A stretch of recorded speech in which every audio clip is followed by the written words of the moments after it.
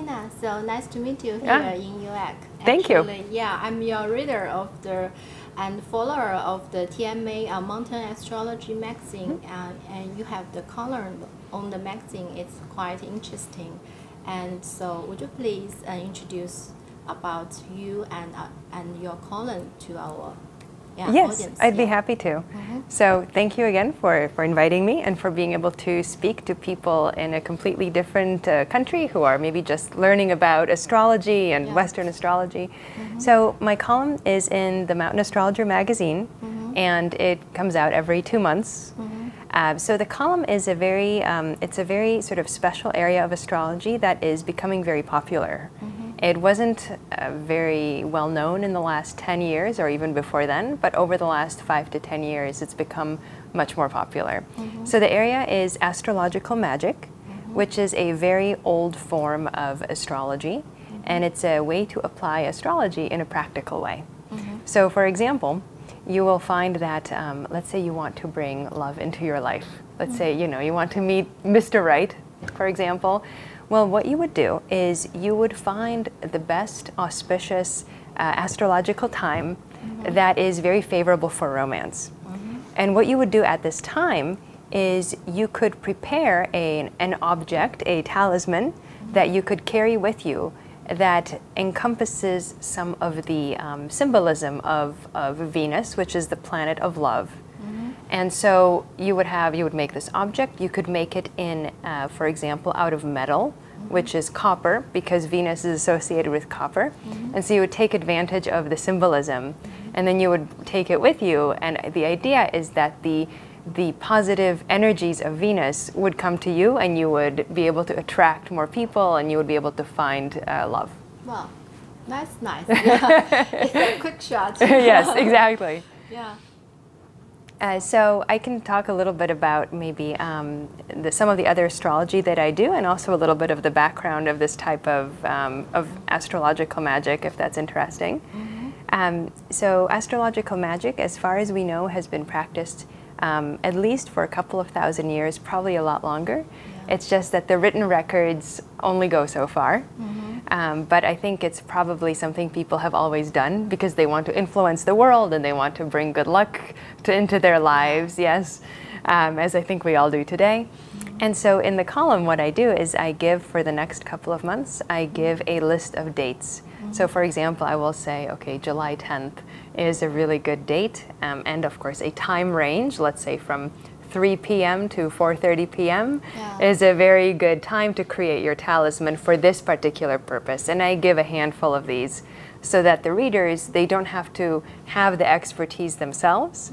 They can just look up, see what they want to do. They can try to make their own talisman, and they can sort of learn by doing. And my hope is to teach so that people ultimately can become independent and learn how to do it for themselves.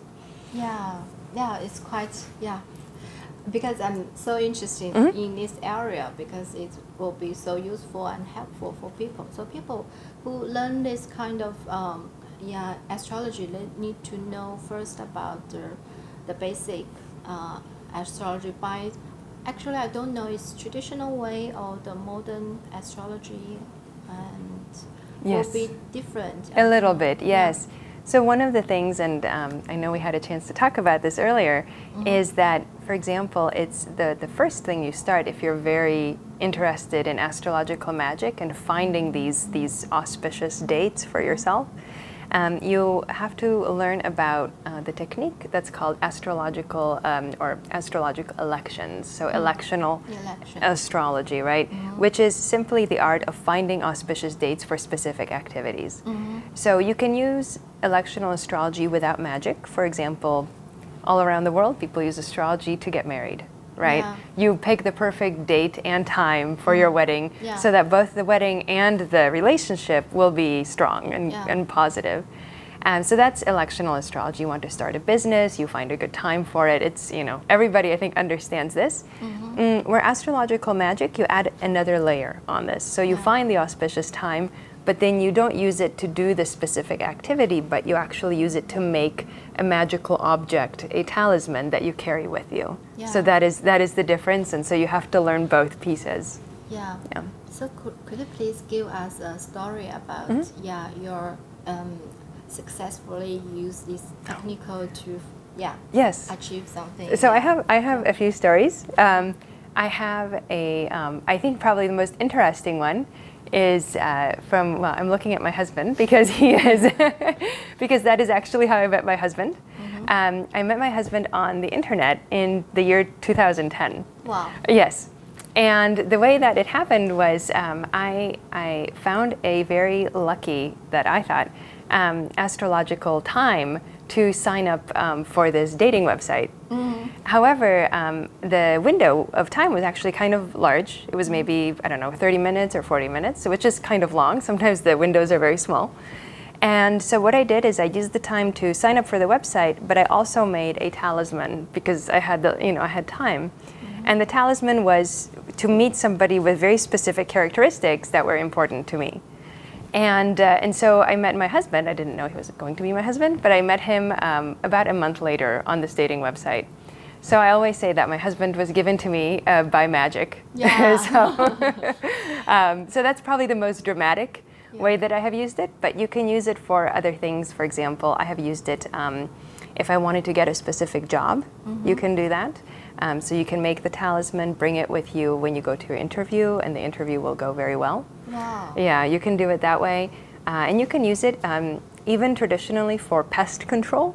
So before modern technology, people would have problems with mice or cockroaches in their homes.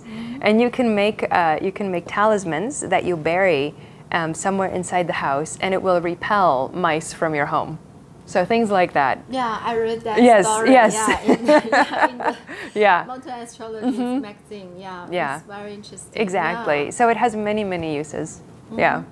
Yeah, I see. So yeah, I will try later. Exactly. Definitely try it. Yeah. So I think maybe the Harry Potter school is kind of. Yeah. Yeah. You don't need a magic wand, but everything else you can do it. Yeah. Yeah, quite interesting. So do you have some tips for the people who want to focus on the foreign months in this year? So, Sure. So for example, for the next few months? Yeah, certainly.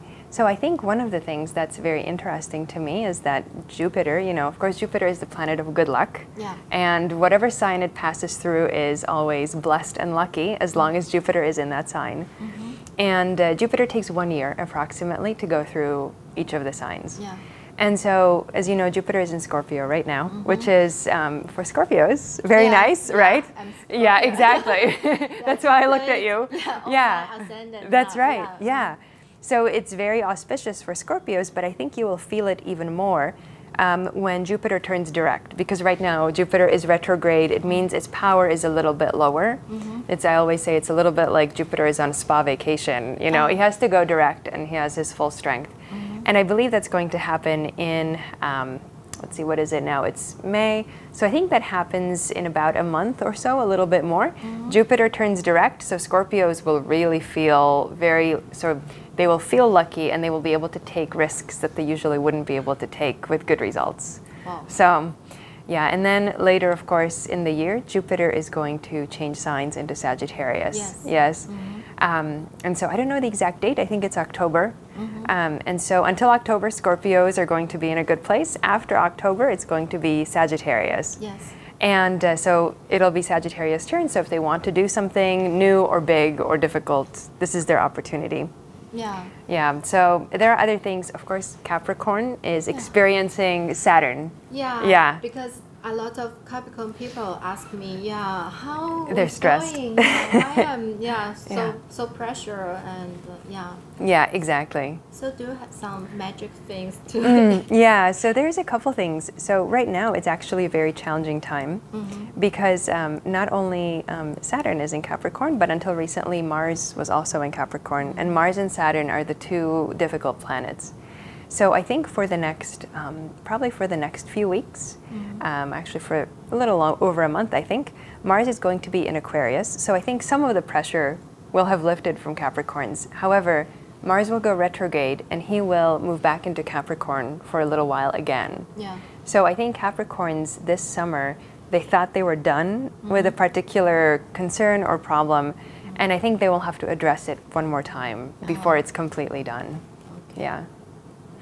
So I think those, to me, those are the signs that are affected the most strongly. But of course, we're also going to see the Venus retrograde later. And so anybody who has a prominent Venus in their chart, I think will be impacted by this as well. And this could be, I think, any sign. I think not just people with a sun sign that Venus is in, but when Venus goes retrograde, she's actually retrograde the least out of any of the planets. So it's very rare. And because it's rare, it can be very powerful. Yes. And what sometimes happens with Venus retrograde is during that period, which will happen later this summer, relationships can become temporarily confused. And sometimes people break up, but then they get back together again, or then they break up, get together, break up again, you know, so there can be kind of this back and forth sort of. So it's important not to stay frustrated and just to understand that everything will pass, and it's just the time that relationships are a little bit difficult. Okay. Yeah. Yeah, it's quite useful information. Yeah, to let people know. Yeah. Okay. So thank you so much. Yeah. Nina. Thank you very much. Yeah. Thank you. It's my pleasure.